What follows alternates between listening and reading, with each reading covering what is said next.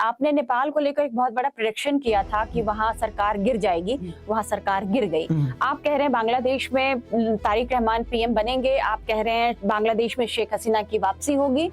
तो ये प्रेडिक्शन हम मान के चल रहे हैं कि सच होने वाला है, क्योंकि लकी बिश जो बोलते हैं वो होता है। आप कितने दिन नेपाल में रहे थे उस दौरान जब ये सरकार गिरी थी नेपाल में? नहीं मैम, जब सरकार गिरी तब मेरी जरूरत ही नहीं पड़ी मैम, मैं क्या करूँगा वहाँ जाके। पहले सारा काम करके आ। कल का भविष्य आपको क्या दिख रहा है? कौन अब प्रधानमंत्री बनने जा रहा है और कौन ऐसा शख्स होगा जो चाहेगा कि भारत के साथ उसके संबंध पहले जैसे बहाल हो जाए? मैम देखिए, अभी नेपाल बहुत शांत, अच्छा, उस प्रोटेक्ट्स के बाद आप देख सकते हैं नेपाल के अंदर कितनी शांति हुई है और लोगों को समझ में आ गया, लोगों को एक चीज़ समझ में आ गया नेपाल के कि करप्शन नहीं चलेगा हमारे देश के अंदर।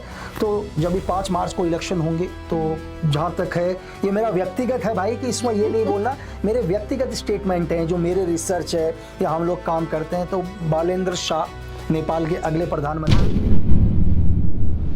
नेपाल में भी ऐसी प्लानिंग हुई थी? आपने नेपाल को लेकर एक बहुत बड़ा प्रेडिक्शन किया था कि वहां सरकार गिर जाएगी, वहां सरकार गिर गई। आप कह रहे हैं बांग्लादेश में तारिक रहमान पीएम बनेंगे, आप कह रहे हैं बांग्लादेश में शेख हसीना की वापसी होगी। तो ये प्रेडिक्शन हम मान के चल रहे हैं कि सच होने वाला है, क्योंकि लकी बिश जो बोलते हैं वो होता है। नेपाल के बारे में बताइए, नेपाल आप गए थे जब सरकार गिर रही थी वहां। रीजन क्या है? देखो, वो सरकार किसकी थी मैम? वो चाइना की गवर्नमेंट थी। देखो, ओली चाइना एक समर्थन था। एक्चुअली क्या हुआ मैम, मैंने उनकी कुछ चीज़ें रिवील करी थी। अगर आप देखो तो मैंने उनकी बहुत सारी चीज़ें रिवील करी थी कि कैसे उन्होंने बुद्धा एयरपोर्ट बनाने के लिए कैसे चाइना से फंड लिया, कैसे उस फंडों का दूसरी जगह यूज़ किया, कैसे उन्होंने वीज़ा कांड किया चाइना के अंदर, कैसे चाइना के अंदर केपी ओली पूरे चाइना मतलब पूरे नेपाल को एक चाइना बनाने की कोशिश कर रहा है धीरे धीरे। और लोगों ने क्या किया मैम, लोगों को धीरे धीरे समझ में आया, लोगों ने उस गवर्नमेंट को गिराया। देखो, गवर्नमेंट तो वहीं के लोगों ने गिराई है ना, पब्लिक को पसंद नहीं आई गवर्नमेंट। जेएनजी को आप बहुत पसंद आते हैं मैम, वहाँ के अच्छा यूथ है मैम, नेपाल का यूथ है मैम। आज भी अगर एक चीज मैं बताऊं, मैं एक चीज और क्लियर करना चाहूंगा कि कुछ लोग नेपाल के हमसे थोड़े से नाराज है, कुछ लोग की बात कर रहा हूँ। कुछ वो क्यों है मैम, ये भी मैं बहुत सारे लोग नेपाल के क्वेश्चन पूछते हैं भाई। देखो कि वो कहते हैं कि हमने नेपाल के अंदर हिंदू राष्ट्र को खत्म किया, ये लोगों का आरोप है। भाई हमने नहीं किया, आप पिछले गवर्नमेंट की बात मत करो, जब हुआ जिसने भी वहां कम्युनिस्ट लाया। हम तो हमारी तो बात हिंदू राष्ट्र की करती है ना मैम, गवर्नमेंट हमारे तो करते हैं ना। तो यार जो हम अपने देश में कर रहे हैं तो आपका क्यों हटाएंगे? आप उस नफरत को खत्म करो, आप पहले की नफरत को खत्म करो, 15-20 साल पहले की नफरत को खत्म करो, जिसने आपके वहां से हिंदू राष्ट्र को खत्म करने की कोशिश करे, जिसने मैम एक्चुअली नेपाल को क्या लगा कि एक गवर्नमेंट थी यहाँ पर, हमारे यहाँ पर भी एक गवर्नमेंट थी जिसने नेपाल के साथ जानबूझ के संबंध खराब करे। हिंदुस्तान और नेपाल का क्या किया, रास्ते को ब्लॉक किया गया, उनका यहाँ पर आने में बैन किया गया, उनको पेट्रोल देना बंद किया गया। तब पहली बार क्या हुआ, ये ऐसा नहीं था कि उन्हें पता नहीं था, उसको चीन के करीब गए मैम। ये पिछली गवर्नमेंट का वो था मकसद कि कैसे भी करके नेपाल से हिंदू राष्ट्र को खत्म करना, कैसे भी करके नेपाल को क्या करें, हिंदुस्तान से दूरियां बनाना। तब नेपाल को पहली बार समझ में आया यार, हम तो 1950 से लेकर हमने तो कभी सोचा ही नहीं, हम तो मतलब भाई बहन भाई दोस्त का रिश्ता था हिंदुस्तान के साथ, तो हमने कहा हमने तो दूसरा ऑप्शन खोला ही नहीं। तब वो चाइना के करीब गए मैम। तो आज भी नेपाल के कुछ एक लोगों का गुस्सा, ये कह रहे हैं हमारी पूर्ववर्ती सरकार जो पहले की सरकार थी, उनकी गलतियों की वजह से नेपाल हमसे दूर गया। उनकी गलतियों की वजह से नेपाल हमसे दूर गया मैम। तो मैं यही कहूं कि आज भी नेपाल चाहता है हिंदू राष्ट्र है, हम हमेशा सपोर्ट में है मैम। लेकिन आप कुछ पिछली लोगों की वजह से हमसे नाराज हो रहे हो, हमारे से नाराज चल रहे हैं नेपाल के कुछ एक कि तुमने माओवाद को बढ़ाया, तुमने ये किया, तुमने रास्तों को ब्लॉक किया, तुमने हमारे हिंदू राष्ट्र को खत्म किया। हमने नहीं किया भाई, जिन्होंने हमारे देश को भी बड़ा अंधकार में ढाला उन्होंने तुम्हें भी किया। काफी गुस्सा भी देखा गया था जब ये जेएनजी प्रोटेस्ट हुआ था, तो हमारे जो कई मीडिया कर्मी भी गए थे वहां, उन पर गुस्सा निकला मैंने उन पर। तो मैं यही कहना चाह रहा हूँ भाई कि जितने नाराज तुम थे उतने नाराज हम भी हैं। तो आप कितने दिन नेपाल में रहे थे उस दौरान जब ये सरकार गिरी थी नेपाल में? नहीं मैम, जब सरकार गिरी तब मेरी जरूरत ही नहीं पड़ी मैम, मैं क्या करूंगा वहां जाके? पहले सारा काम करके आ चुके। नहीं मैं नेपाल के, देखो मैम मेरे बहुत सारे भाई लोग हैं, दोस्त लोग हैं जो बहुत प्यार करते हैं। मैंने सिर्फ उन्हें बोला कि ऐसा होने वाला है करके, और मेरा फर्ज बनता है मैम अपने दोस्तों को बताना, अपने भाई लोगों को बताना कि भाई ये सिचुएशन है, ये चीज है। मैम अगर सपोज करो अगर मेरा कोई दोस्त है किसी घर में रहता है, यार मैं बोलूंगा यहाँ भूकंप आने वाला है तो देख ले थोड़ा सा, तो मेरा फर्ज बनता है ना अपने दोस्तों को सेव करना, पूरे राष्ट्र को सेव करना कि यार आपको इससे नुकसान हो सकता है। लकी बिश जी, मैं पूछना चाह रही हूँ आपसे कि ये बता दीजिए आप कि नेपाल का भविष्य आपको क्या दिख रहा है? कौन अब प्रधानमंत्री बनने जा रहा है, और कौन ऐसा शख्स होगा जो चाहेगा कि भारत के साथ उसके संबंध पहले जैसे बहाल हो जाएं? मैम देखिए, अभी नेपाल बहुत शांत, अच्छा, उस प्रोटेक्ट्स के बाद आप देख सकते हैं नेपाल के अंदर कितनी शांति हुई है, और लोगों को समझ में आ गया, लोगों को एक चीज़ समझ में आ गया नेपाल के कि करप्शन नहीं चलेगा हमारे देश के अंदर। तो जब भी 5 मार्च को इलेक्शन होंगे, तो जहाँ तक है, ये मेरा व्यक्तिगत है भाई, कि इसमें ये नहीं बोलना, मेरे व्यक्तिगत स्टेटमेंट हैं, जो मेरे रिसर्च है या हम लोग काम करते हैं, तो बालेंद्र शाह नेपाल के अगले प्रधानमंत्री। आप भले व्यक्तिगत कह रहे हैं, लेकिन दर्शक बहुत गंभीरता से लेंगे इसको। आप बालेंद्र शाह का नाम ले रहे हैं कि वो नेपाल के अगले प्रधानमंत्री हो सकते हैं? जी मैम, और शायद रवि वहाँ के अगले होम मिनिस्टर होंगे, और वो एक अच्छा लोकतंत्र लाने की कोशिश करेंगे। बालेंद्र शाह का नाम उस समय आया था काफी चर्चा में, जब ये प्रोटेस्ट हुआ था और सरकार गिरी थी, तो उस समय बालेंद्र शाह क्यों नहीं पीएम बन पाए? मैम एक्चुअली क्या वजह थी? नहीं मैम, पीएम बनना बालेंद्र शाह के हाथ में नहीं है, जनता के हाथ में है ना मैम। हाँ। जनता किसको चुनेगी? ऐसे तो हमारे देश में भी हर आदमी चाहता हो प्रधान से लेकर विधायक या एमपी बन जाए। उस समय उनके नाम की काफी चर्चा थी और पहली पसंद बनकर उभरे थे वो। नहीं, पब्लिक क्या चाह रही है, मैं पब्लिक की बात बता रहा हूँ मैम, कि इस टाइम नेपाल की जनता किसको प्रधानमंत्री बनाएगी। मैंने सिर्फ वो बोला है कि नेपाल की जनता अभी जो 5 मार्च को जो इलेक्शन होंगे, उस 5 मार्च में बालेंद्र शाह को वहां का प्रधानमंत्री बनाएंगे वो लोग। तो काठमांडू के मेयर के तौर पर बालेंद्र शाह काफी पहले से पॉपुलर थे, तो क्या अभी इस दौरान जो प्रोटेस्ट के बाद से और अभी तक में उन्होंने ऐसे कौन से काम किए हैं जो उनकी पॉपुलैरिटी इतनी बढ़ गई है? मैम देखिए, अभी आपने इनका गठबंधन हुआ है राष्ट्रीय स्वतंत्रता पार्टी के साथ, आपने देखा होगा, युवाओं की पार्टी। इस पार्टी के लिए मैंने पहले भी बोला है, अगर आप मेरी पहले भी नेपाल की सरकार गिरने से 2 महीने पहले मैंने इस पार्टी का जिक्र किया था। तो इस पार्टी के साथ इनका गठबंधन हुआ है। शायद आप 2, 4, 5 दिन के अंदर ही, शायद अभी ये खबर कहीं भी नहीं है, शायद एक हफ्ते के अंदर एक न्यूज़ शायद दुनिया पर आएगी कि बालेंद्र शाह ने मेयर पद से इस्तीफा दे दिया।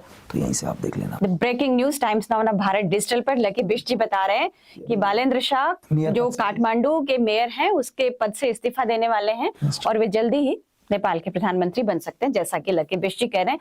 नया साल है और हम अक्सर ज्योतिष से बात करते हैं कि नए साल पर आप प्रेडिक्शन कीजिए, बताइए हमारी राशि में क्या है। तो बालेंद्र शाह यदि लकी बिष्ट साहब से मिल लेते तो शायद उनको बहुत सारी चीजें पता चल जाती। पाकिस्तान की भी कर ही लो मैम।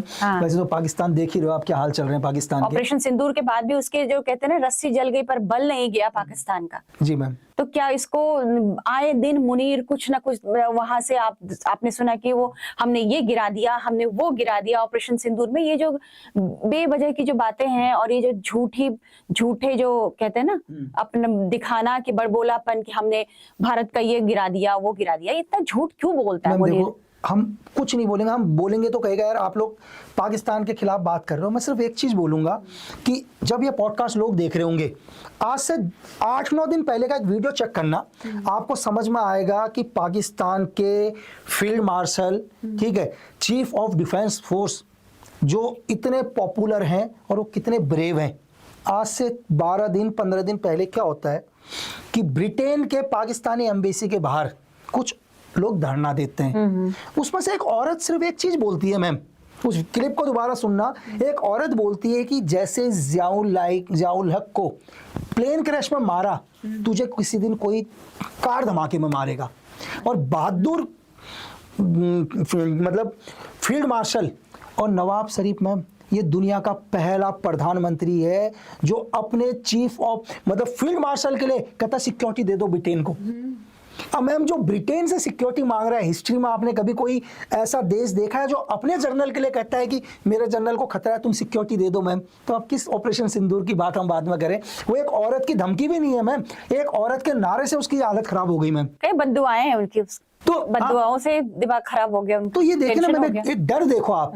और अभी अमेरिका का दौरा है उनका, लेकिन वो इतने डरे हुए हैं कि दौरे को भी बता नहीं रहे। शायद आपको 10-12 दिन के अंदर खबर मिलेगी कि आशिम मुनीर अमेरिका के दौरे में गए हैं करके। ये तो मुझे लग रहा है ये तीसरी, चौथी, 5वीं बार जाएंगे शायद। वो बार-बार ऑपरेशन सिंदूर के बाद वो बार-बार अमेरिका दौड़ रहे हैं।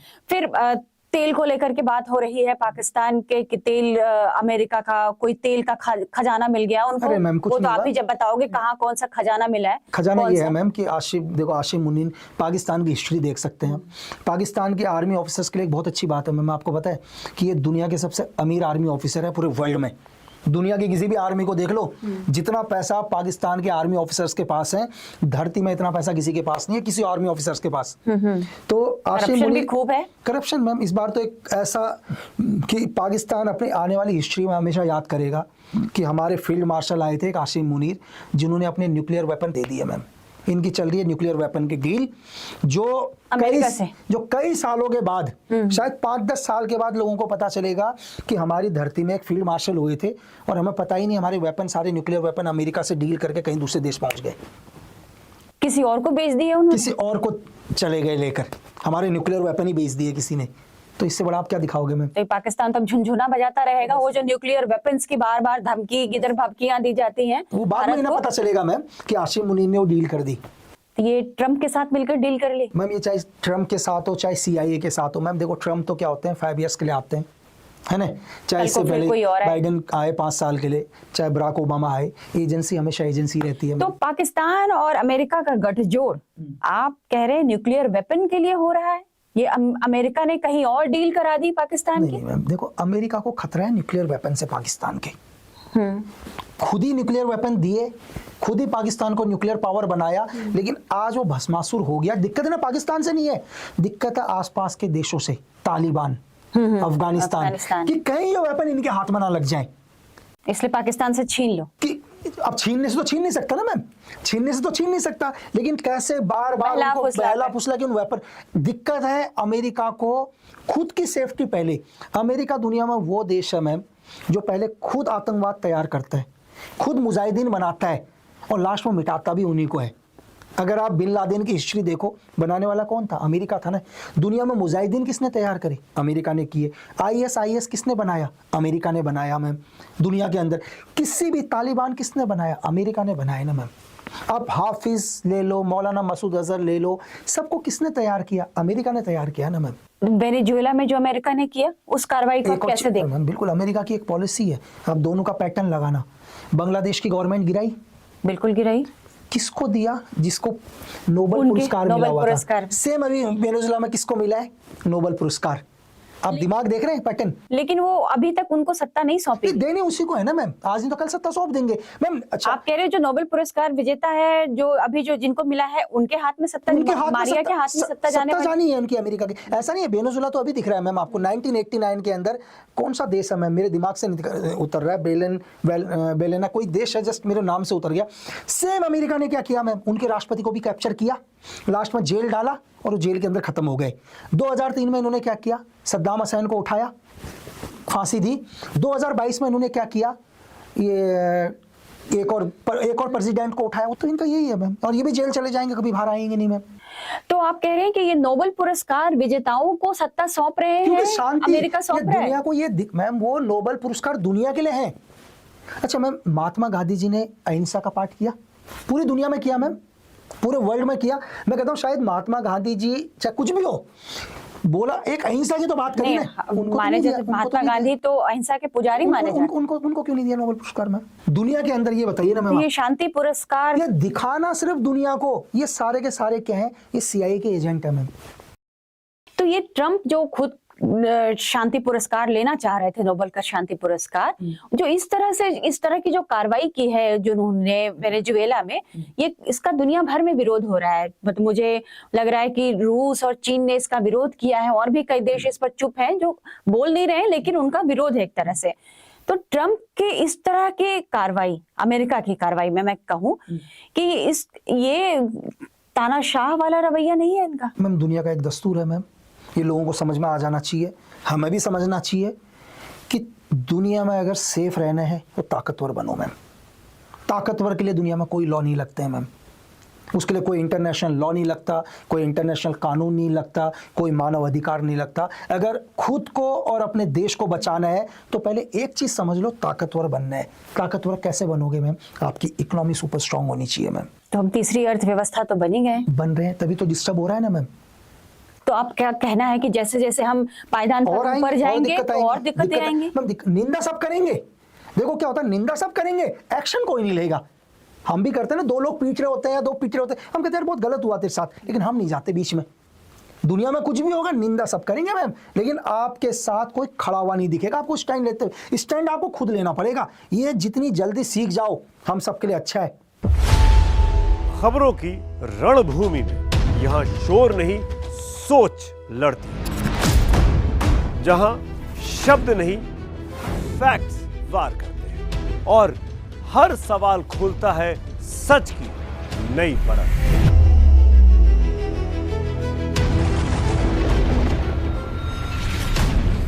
चक्रव्यूह आपके अपने सुमित अवस्थी के साथ सोमवार से शुक्रवार शाम 6:57 पर टाइम्स नाउ नव भारत पर।